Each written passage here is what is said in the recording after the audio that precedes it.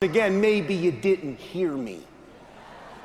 When you slow down, your group slows down. Does that happen for a lot of you, yes or no? It means that you're missing the number one thing in networking, and that is to teach this business. Do you know the number one money-earning profession in the network marketing business, and it's not a surprise to me now, is teachers. Did you know that they're the most successful profession in this business? I mean, worldwide, is teachers. That wasn't a surprise to me. I'm an educator. I'm a teacher of financial independence within the ACN program. If I can teach you how to do this efficiently and effectively, over time, you have the chances, if you persist and follow through to completion, till you make it to the goal, you'll have everything you want out of ACN, but you've got to teach it. That's why as you do it, you got to have the number one thought in your mind when you're displaying how to do this. And Mike Basutti did a great job in talking about the value system for why we do what we do. What's the sense of doing it in front of somebody if you're just showing them, but there's no conversation after the fact to make sure that they understood why what was done was done? It doesn't make any sense to me. It's called, write it down, the meeting after the meeting. Sometimes you gotta have a meeting before the meeting and a meeting after the meeting. And you gotta explain the psychology of what just took place. So do it, teach it. Do it, teach it. How many people do you have that can effectively do a 24-hour game plan? And if you don't like the number, fix it.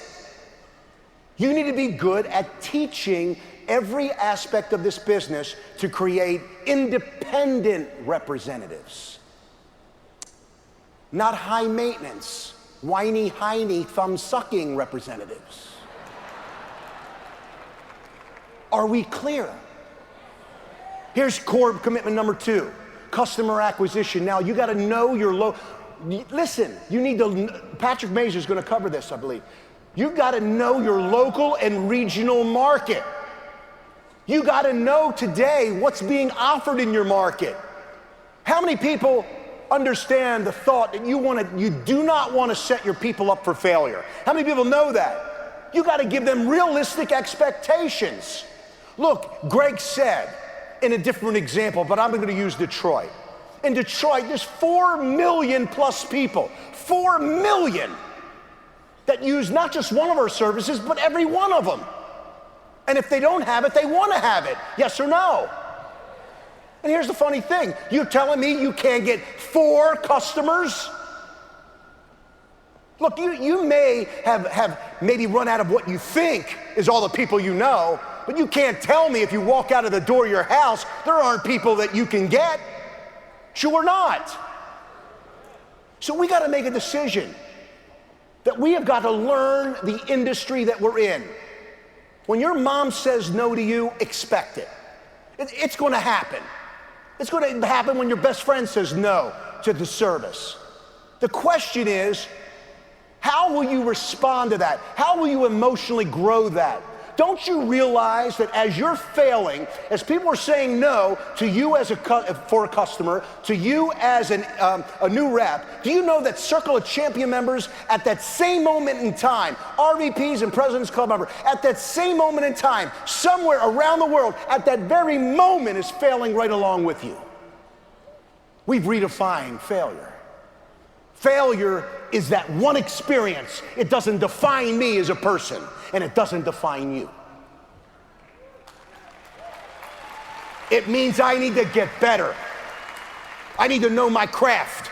I need to know my industry. I need to know and anticipate and not have to be knowing all that I need to know. I need to operate on enthusiasm and excitement and a sense of urgency and lean on that relationship. But I got to eventually, if I'm going to lead a group, I got to know my marketplace. True or not?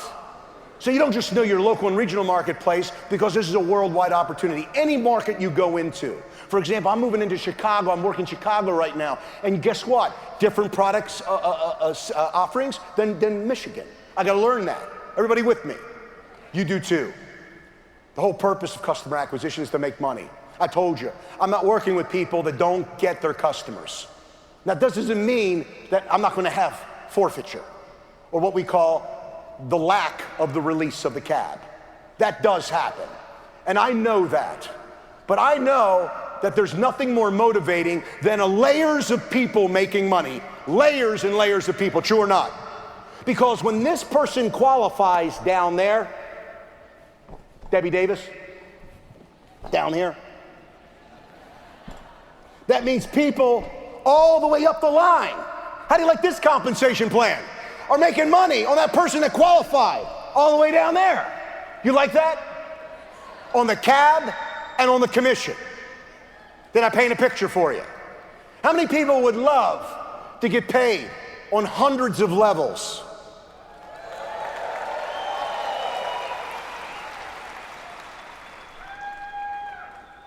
So you know what's happening in your market, then you need to teach it to people in your market. If you want to get 4 customers, just write this down. And you may be better than this, and that's fine. But I'm going to tell my people, you got to talk to 15 people to get 4 customers. Why not? Hey, guess what? If they talk to 10 people and get 4 customers, what did I do? I set them up to win. Too many of us set them up to fail. How many people know what I'm talking about? Oh, it's easy. Look, if it's easy, it's probably sleazy. And if there's an easy way of making money and a big money, that person who said that to you is lying in your face. If you want to make big money, folks, you're going to earn every dollar of it, yes or no? And I'm asking you to take responsibility for this great opportunity, for this great company, and the timing is unbelievable. Let's talk about number 3, compensation plan. You need to learn it and you need to teach it. You need to learn customer acquisition, you need to teach it, comp plan, learn it and teach it. And let me say something to you about the comp plan. It is probably, you do such a great job. I've noticed some of the best presentations from leaders.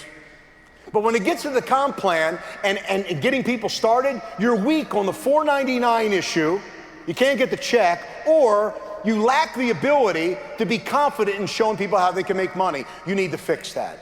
If you just master the 1 through 9 presentation, go over a simple understanding of the comp plan. Look, when I saw the 2x2, two getting 2 each, getting 2, I saw 128.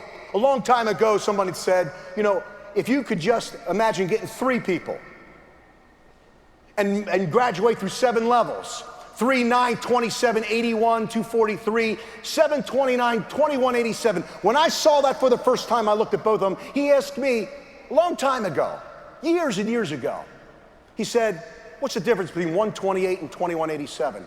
I said, a couple thousand. He says, are you sure? I said, well, it's what it appears to be to me. He says, no, Larry, the difference is 1. 3, getting 3 each. And he says, Larry, I want to show you that you're in the addition and subtraction business. I'm showing you how you can get out your checkbook and multiply your money. Now, you know you're level 1. Is it true that everybody in here will know they're level 1? And you may know you're level 2. It'll be more remote that you'll know you're level 3. But the further that it moves away from you, the less likely you are to know those people. Is that true or not?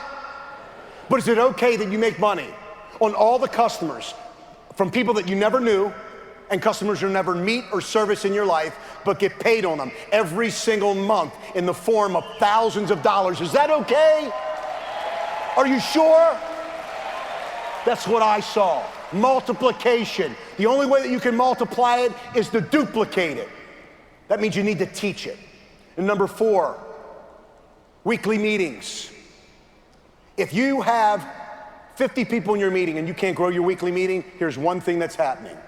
Number 1 is you're not doing the daily activities. You're not doing in-home meetings. You're not doing one-on-ones. You are not feeding the weekly meeting. Weekly meeting, backbone of the area. Don't interfere with the weekly meeting. Do your PBRs, but do them, if you have that weekly meeting that those people attend, you want to make sure you don't do a PBR on the night of a weekly meeting. Teach others to do the same.